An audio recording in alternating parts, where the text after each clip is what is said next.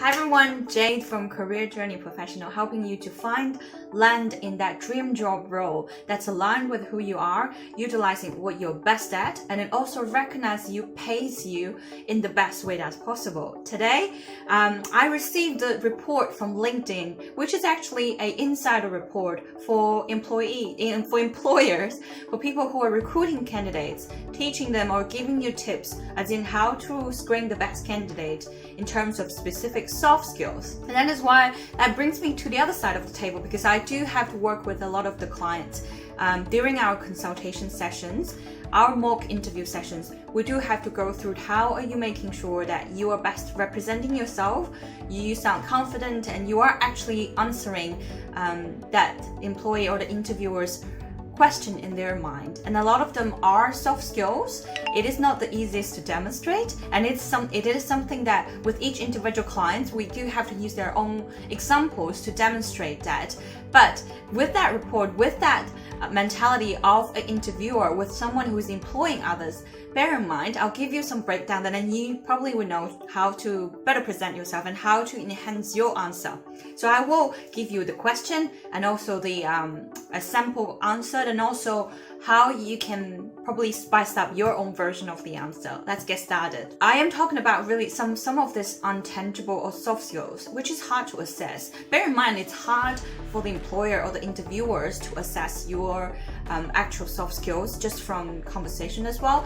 That is why they're asking all these kind of questions, all these scenarios, all these examples and questions, trying to find out, are you really the right fit? So having that in mind, you would always try to help the interviewers, always try to help people who are asking questions to better understand it with your stories, with your work histories, with things, projects that you have done. So one of the things that I list out, the first one is actually integrity.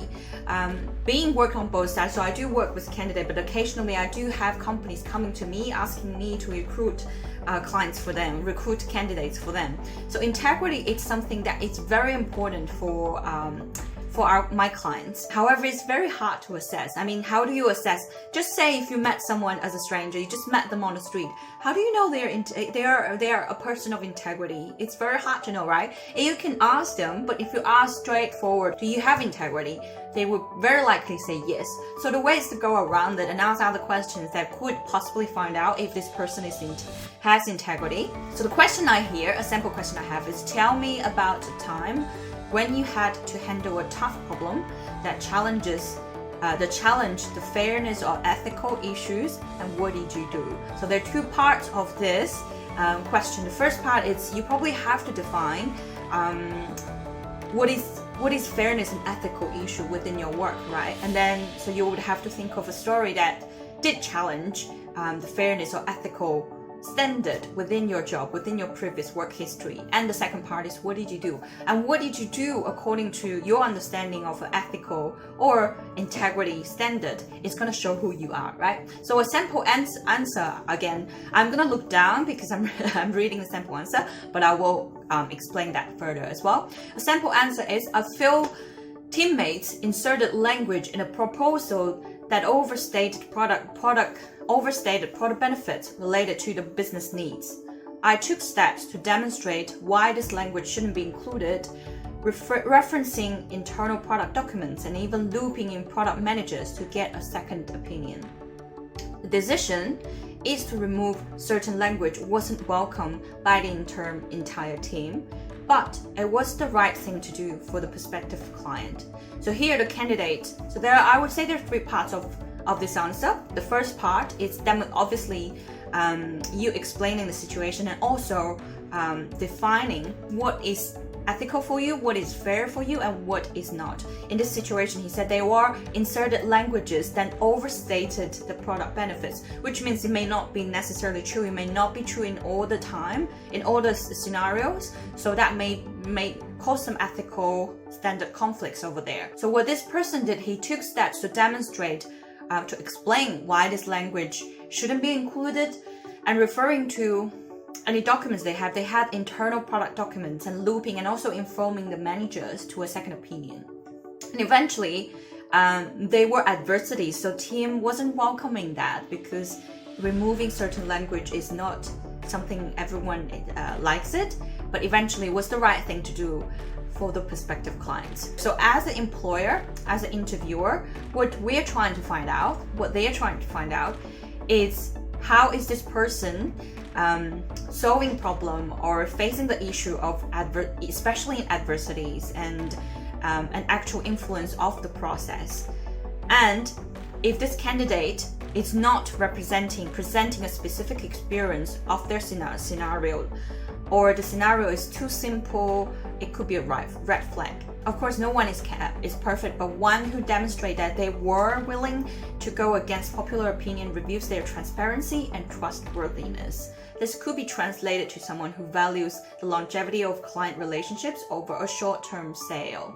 So again, you probably have your own definition of what is integrity within your job. A lot of the time, it's putting the client's benefits or adhering to the industry policies, to the legal side of the things, to the so-called common sense, being the right or being the nice side of things. And in a lot of the scenarios, it's putting the clients first or putting your team, the project target first versus stuff like short-term sales or individual performance or individual KPI. And when you have that standard, demonstrate what did you do, step 1 to 3, to adhere or to change that situation so that the whole product or the whole service or the whole process is going back to aligned with the ethical standard. So showing integrity, and it's not easy, and for us to assess, for employers to assess that you have integrity is not easy neither. But bear in mind, for you to answer that, think about what is integrity for you, how do you demonstrate that, what do you do to protect that, and what's the outcome. Then you will demonstrate that. Pretty good, pretty well done. So that's the first one.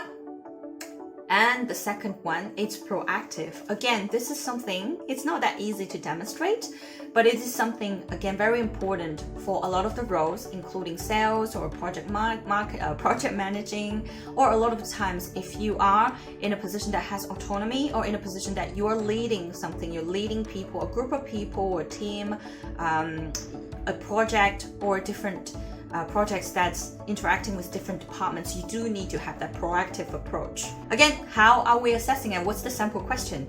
Question is, describe a time when you received criticism or feedback from your sales manager or client. How did you react? And the sample question, and the sample answer is, when I first got started in sales, I had the sales aspect of the role down, but I struggled to manage my time against the high volume of leads that were in pipeline. After a review with my manager that indicated she was aware of those issues, I was determined to figure out a systematic approach to staying on top of prospecting and nurturing my book of leads. First, I defined the candace of communication and used calendar tools to make sure I had reminders in place that allowed me to follow through on daily tasks and ensure that I had time to complete all the necessary activities to be effective in this role. Now here, there are again 3 parts of the answer that you probably want to structure your answer. First of all, you're going to describe the situation again, which in this case, I asked, did you receive any criticism? So you do have to point out things that you probably have been criticized, you have been criticized against, or you're not doing that well. In this case, it is she was struggling or he was struggling against keeping up with the high volume of the leads in the pipeline. Now this may not necessarily be a bad thing. Maybe he or she was spending a lot of time nurturing some of the clients but not all of the leads. But however, he does or she does have to keep up to the volume of the leads. The second part is, what did she actually do to actually rectify that situation, to improve on that situation? So she was determined to figure out a system approach to staying on top of prospecting and nurturing the book of leads. So she had a system in a calendar with alarms perhaps to remind her that she had to keep going onto new leads and finish that with the target on a daily basis or maybe on a half-day basis or on an hourly basis. However, also, so the result, the third part of the answer, the result is allowing her to follow through on daily tasks and ensure she had time to complete all the necessary activities to be effective for this role. That's the outcome. If you really want to make this sounds better, if you do have like a actual outcome, I would always suggest my client to do that. If you do have a number-based outcome or a qualitative review from your client, from your manager, that shows that you have actually done a good one. You have done a good job. You can always say that. So perhaps you can say, for the first months I joined, I did have some quality leads. However, I wasn't able to keep up with the high volume of the leads. So the second month, I did set up calendars, I did set up alarms in my system to make sure on a daily basis I do finish the necessary leads that's coherent with my KPI. And in the end, the second month, I smashed the goals. I was top of the team. I overachieved the target by 30% by 5 more clients. If you have that kind of number-based results, that's great. If you don't, then you can say, my manager was highly appreciative of me. There was thank you emails or thank you phone calls coming in from clients thanking me for the information I provided, for the good quality of services I provided. Would be great, right? And again, what are employers or interviewers actually looking for when they hear your answer? So being a sales or being when you're serving customers or when you're serving clients, there are a lot of the times that you will face rejections, or you would have to come up with a solution on the spot. So if your answer shows that you are able to observe criticism, you're okay to listen to criticism and then analyze it and take action to constantly improve, that is brilliant. And also, if you want feedback, if you as an employee happy to receive feedback and happy to observe feedback and to improve, that is great. So people who ask a lot of questions in their process of working, in their trying to improve their performance, do ask questions, do take actions, and accountable for your mistakes are the remedy, and looking for remedy of the situation quickly is the best candidate, is the answer that employers are looking for. The third one is team player, teamwork. Again, this is what some of my clients struggle before they come to me.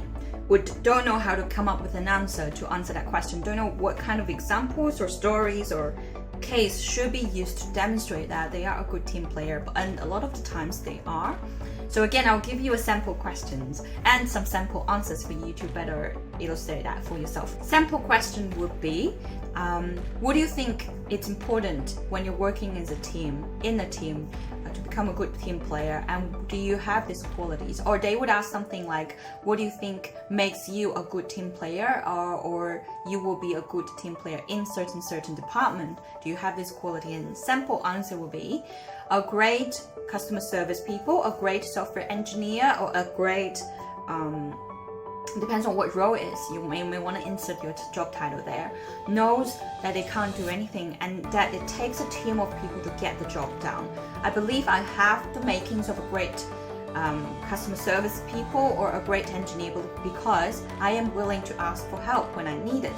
At the same time, I know that I'm good at, when I can, I offer my services in a place I excel. It's all about balance, really. So this is a sample real answer, and how you can better, I'll break it down again. So you would demonstrate, probably not exactly in the way he answered, but you want to demonstrate that your understanding of that particular role in your role. So say you're a project analyst, then you would say a project analyst would have the best and would have really good analytical skill, pay attention to detail, having a bigger picture mindset, knowing how the whole process, the whole project is running, so keep everything in time and in budget. And then you, on top of that, you will add that I believe I have the makings of a great project analyst because I am willing to ask to help. So there are really two sides. Being a good team player, you will adhere to the team project target for sure, but you're also willing to offer your help, extra help when it's needed.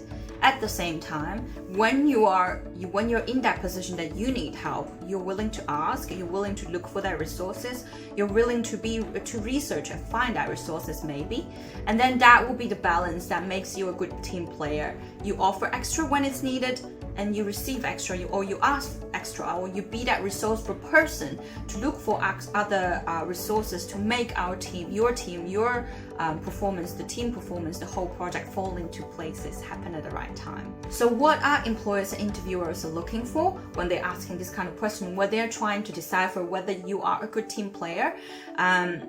They're trying to find the insight into the thought process of yourself, looking at an answer that shows you have the initiative to communicate and having that communication skill or traits that often overlooked for someone who is probably working in an independent role or who is so introverted. So this particular answer shows that you understand the importance of communication, and you understand that you're willing to receive help from others, but also contribute your help to others. A candidate who understands the difference between pragmatism and perfectionism will benefit the employer's organization, the interviewer's organization. Great. So today, a breakdown of some of the answers, some of how you can answer the questions and target and really solve the employers or the interviewers within their mind. They're trying to find out if you really have that skill, and they're trying to find out through the stories, through the examples, through your work experiences, that you really have integrity, that you really are proactive, and also you are a good team player. I hope I have demonstrated how you can do that, especially tailored to your situation, but a breakdown of what behind those questions, what are actually being asked, what is needed to be in your answer. If you do want to work with me one-on-one, do reach out, follow up our videos, join our Facebook community. There are more insights there, there are more learnings and community feeling there. Great, I'll see you next video. Bye.